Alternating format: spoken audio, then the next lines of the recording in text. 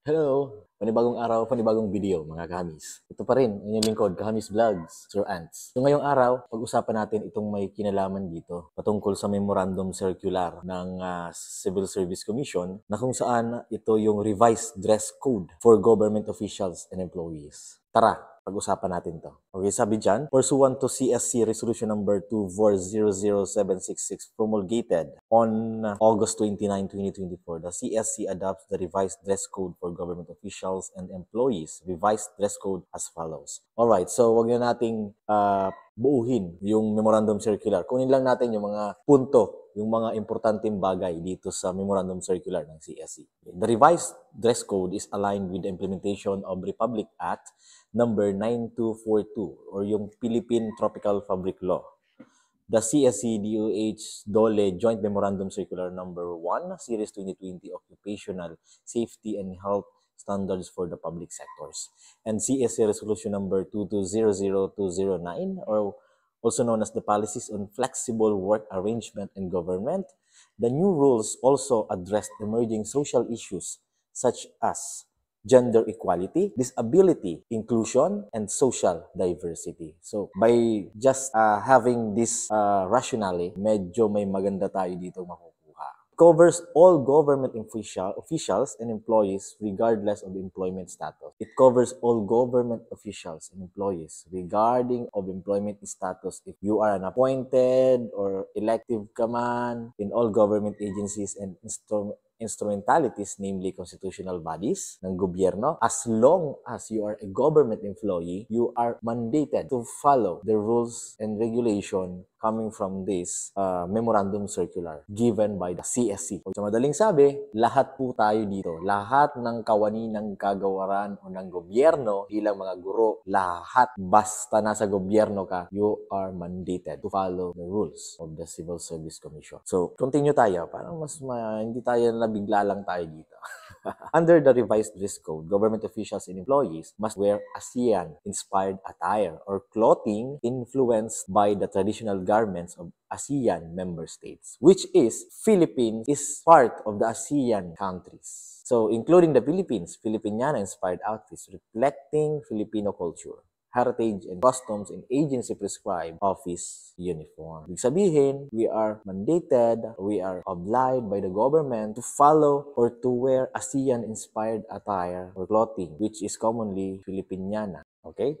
The official attire shall be in accordance with the following schedule. May schedule to Tandaan nyo to. ASEAN-inspired clothing on the first Monday of the month. Ibig sabihin, sa bawat unang Lunes ng buwan, ASEAN-inspired clothing ang susuot natin. Bahala na kayo kung anong ASEAN-inspired clothing ang gusto ninyo. But if it is on the second, third, and fourth Mondays, yung pangalawa, pangatlo, at pang-apat na Monday sa isang buwan, ang isusuot natin is a Filipiniana-inspired clothing. Filipiniana sa babae, sa lalaki ay barong. Depende kung anong klaseng barong ang ipe-prescribe sa atin. Agency prescribed uniforms for Tuesday and Friday. So, from Tuesday to Friday, ito na yung uniform ng Department of Education sa mga guro. Let's continue. Agency prescribed uniforms, okay? And smart casual attire on days without agency prescribed uniform, which is Friday. Pag Friday, walang prescribed uniform ang DepEd, ang mga teachers. So, ang isusuot natin is smart casual attire, okay? So, just the same. Official and employers may choose to wear the agency prescribed uniform that aligns with their gender preferences, identity, and expression. Ito yung pinakamaganda dito. And this is good news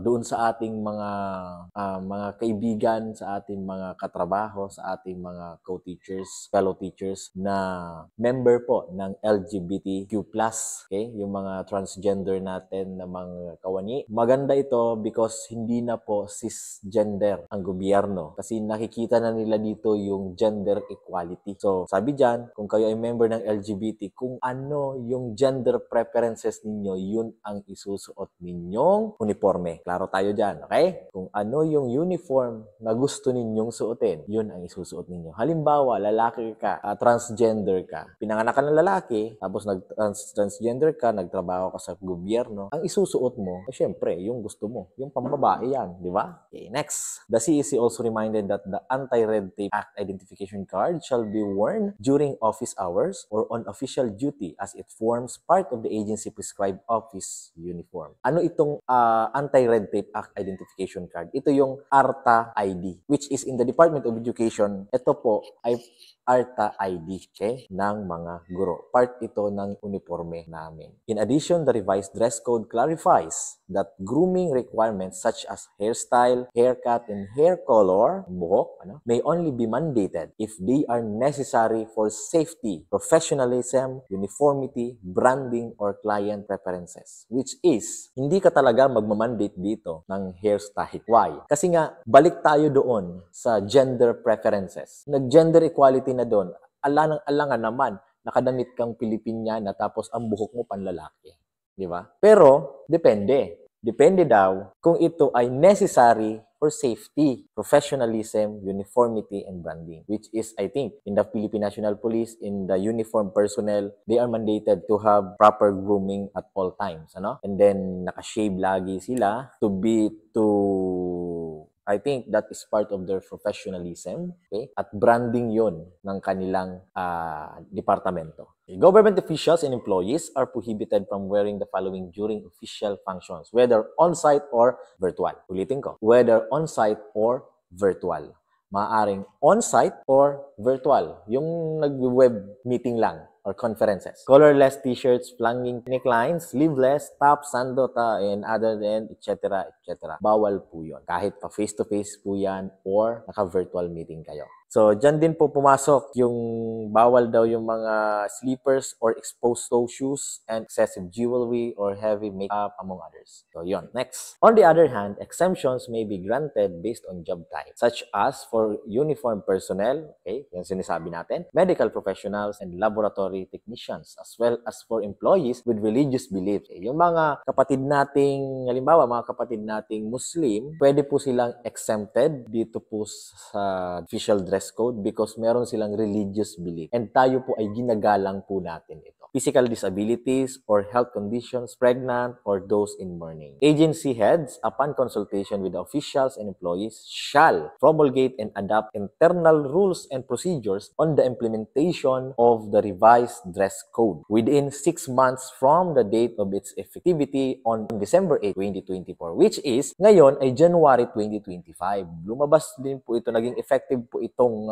memorandum circular ng CSC last month, December 8, 2024. So meron tayong 6 months na palugit upang ang iba't ibang departamento ng gobyerno ay magkapaggawa ng kani-kanilang policy or yung tinatawag nating internal rules and procedures. Okay, also known as internal policy. Halimbawa, sa DepEd, di ba? Gumagawa tayo ng sariling policy natin but in accordance dito sa CSC Memorandum Circular. Okay? So, hindi tayo pwedeng gumawa ng policy na hindi akma o hindi in line dito sa Memorandum Circular. In other words, ito po Memorandum Circular na ito ay hindi pa naman po talaga fully implemented as of now in the Department of Education. Ang pinag-uusapan po natin dito ay ang Department of Education. Why? Kasi nga, wala pa naman pong nagagawang internal rules and regulation ang Department of Education addressing dito sa Memorandum Circular number 16 Series 2024 ng Civil Service Commission. So wag po tayong magpanik. Madami sa atin yung nagpapanik na sa social media, kung ano-ano na mga pinopost, may mga pinopost ng kung ano-anong damit na naka-close yung katawan. Wag po tayong magpanik. Why? Because ito po ay yung broad Memorandum Circular ng Civil Service. So, yung Department of Education, syempre po, pag-aaralan nila kung ito bang damit na ito o ito bang dress code na ito ay akma sa mga employee, sa mga guro, sa mga magtatrabaho sa ating mga paaralan. Knowing the fact na ang mga paaralan po natin ay hindi naman po lahat fully aircon, okay? O hindi naman lahat fully air-conditioned. May mga iilan na may aircon pero hindi lahat. Majority ay wala. And then, dumadaan pa sa atin yung meron pa tayong kakulangan pagdating sa classroom. May mga paaralan pa din na ang mga classroom ay maliliit, hindi yung standard, yung masisikip na classroom at maraming estudyante. So, isipin na natin kahit madami po diyang electric fan, yung init po ay hindi natin kontrolado.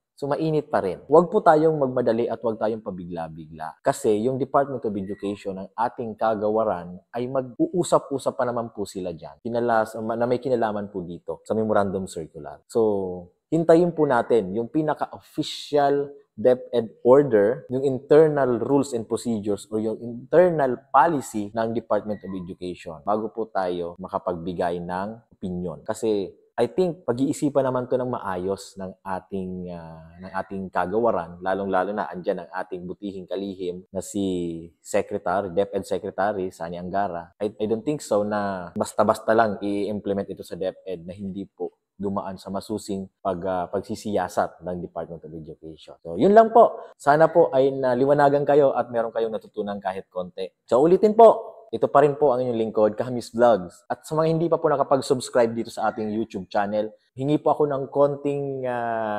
suporta sa inyo. Please do subscribe now and click the notification bell para po ay updated kayo sa mga bago ko pang video na i-upload dito sa YouTube channel. Maraming salamat. Thank you very much. Kahamis Vlogs, Sir Ants, nagsasabi, I love you all. Bye-bye!